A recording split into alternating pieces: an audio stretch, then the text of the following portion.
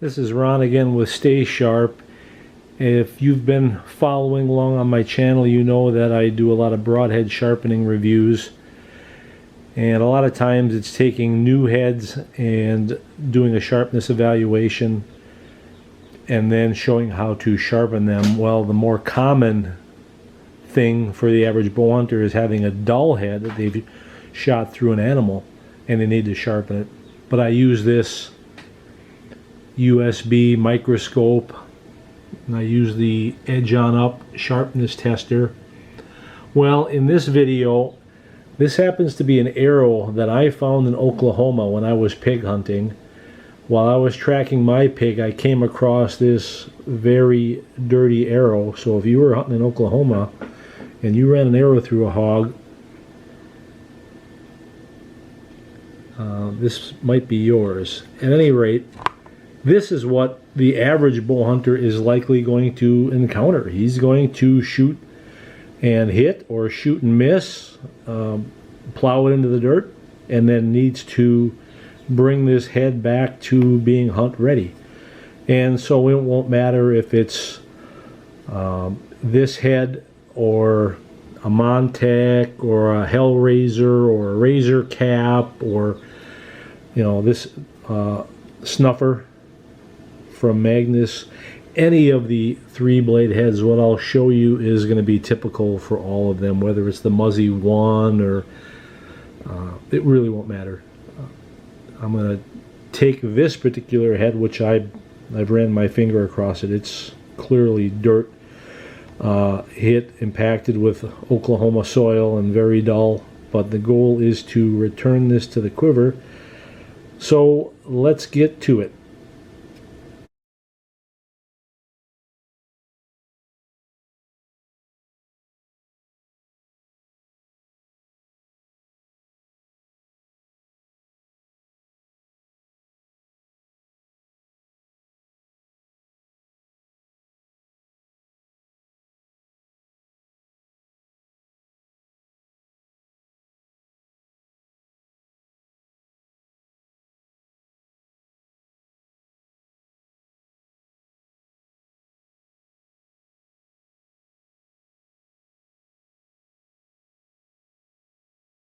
So the edge, of course, looked like it's been run through dirt. Let's see what it tells us on the sharpness tester.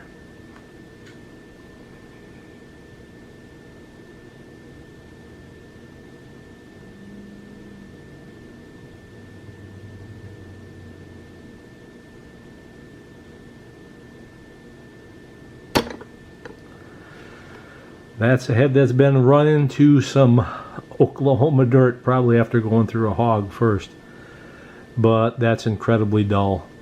And like every other bow hunter, the goal is to get this back in the quiver.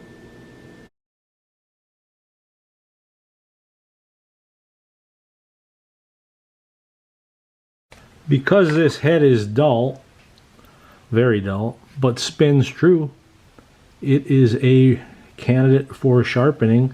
It's certainly a reusable head, so we'll color it up with black marker so we can see our progress as we're going along. Now, if you laid this flat on a piece of sandpaper or a diamond plate, you would get 30 degrees on a side just by the very nature of this head being self-guiding, or 30 degrees on each side, so 60-degree included angle. And that's kind of steep for some, and that's why a lot of times these heads get a bad rap. You can't get them that sharp with such a steep angle, which is what prompted me to come up with the 344 guide. So it'll do any 3-blade head, one piece without removable blades, at 44 degrees, because we are using a curved surface, not a flat surface. So in this case, I have designed this to use full sheets of wet dry sandpaper that you'll slide below those rods, and you'll be able to sharpen it on a curved surface instead of a flat surface.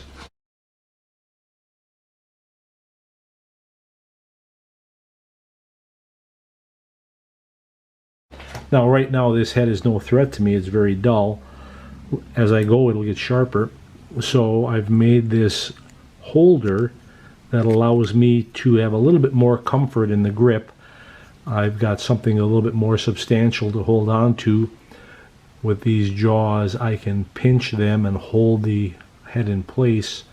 And now I've got the ability to slide this head back and forth along the curved surface to develop a 44 degree total included angle instead of the 60 degrees. So I will continue to go, and I'm going to do an even stroke count. When I get done with a certain number of strokes, I can rotate it one blade, do it again, rotate it another blade, and keep following that regiment. Now because this head is so incredibly dull, I'm starting with 240 grit. As I wear out this sandpaper, I will advance it a little bit. As I wear out another spot, I'll advance it. And I'll keep doing that until I have consumed the entire sheet. So the 344 is meant to work with full sheets of sandpaper. And we supply that. When you get the 344, you'll get 240, 400, 800, 1200, 2500 grit. And you'll get buffing compound and this nifty little buffing surface. And you'll use buffing compound on that green piece of paper. So we supply everything that you need to take a head like this from incredibly dull to hopefully very, very sharp and reusable and huntable again.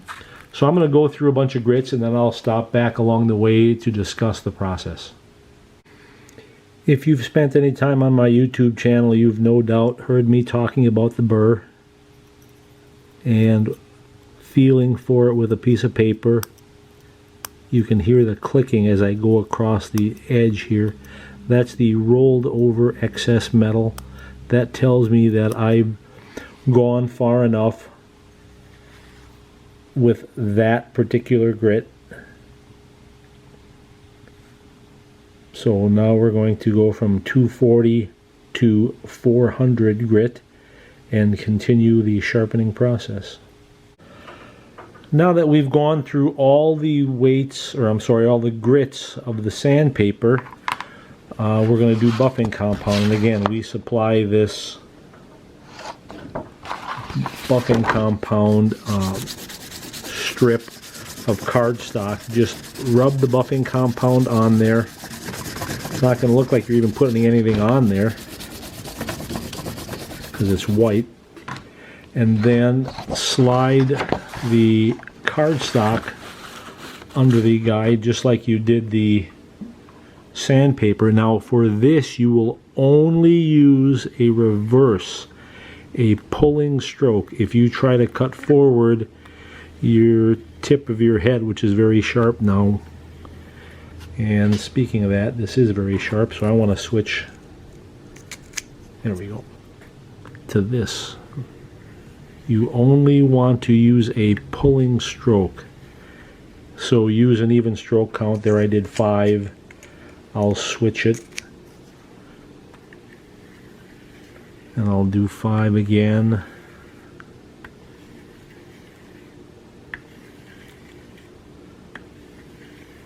Now I'll advance it a little bit. Switch it again. And you can do this as many times as you like. This just polishes that edge to a mirror finish. You can't overdo this. When I get to the higher grits of sandpaper and the buffing compound, it's going to be hard pressed to feel a burr, so I'll just do an even stroke count. When I was doing the coarsest sandpaper, I was doing 60 on a side, and then turn, 60 and then turn. But that's the buffing compound step at this point, and we're starting to get a real mirror finish on this head at this point. I'll keep going. Alright, so I am not a fan of a needle tip. that is too prone to rolling over and breaking. So what I do on my woodsman heads is I put a secondary grind on it. I take a piece of diamond plate or a piece of wood with sandpaper on it. I lay it flat and I tip it up just a little bit and I stroke it. I lay it flat, tip it up a little bit, and I stroke it. And I'm going to put a secondary grind on just this tip on all three facets, and then I'll come back and I'll show it to you. So this is what I was talking about to prevent tip curl. This is probably the single best thing you can do to your head, a 3-blade one-piece head, to strengthen this tip. When it hits hard bone or it hits dirt, you will not suffer tip breakage or as much tip damage if you go through the process of putting this secondary bevel on there. It's still going to be sharp as heck. It's just going to be stronger.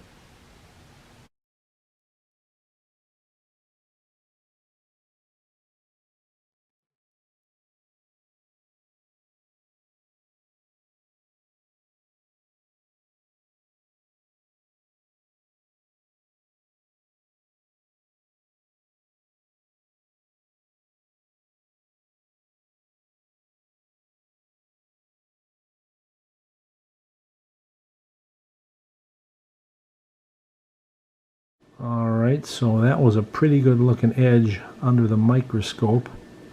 Let's see what we get for a sharpness test.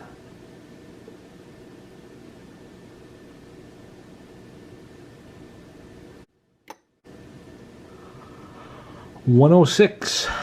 That is sharp.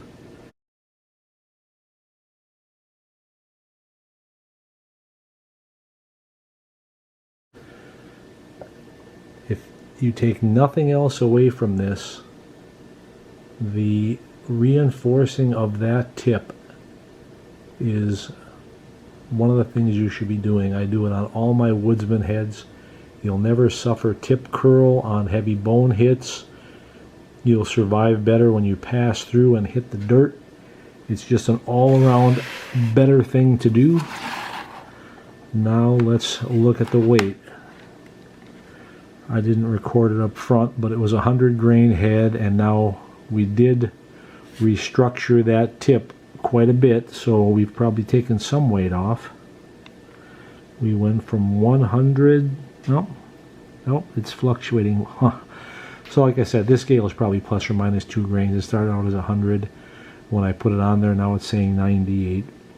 We haven't taken off that much weight. If 2 grains bothers you, you're overthinking it.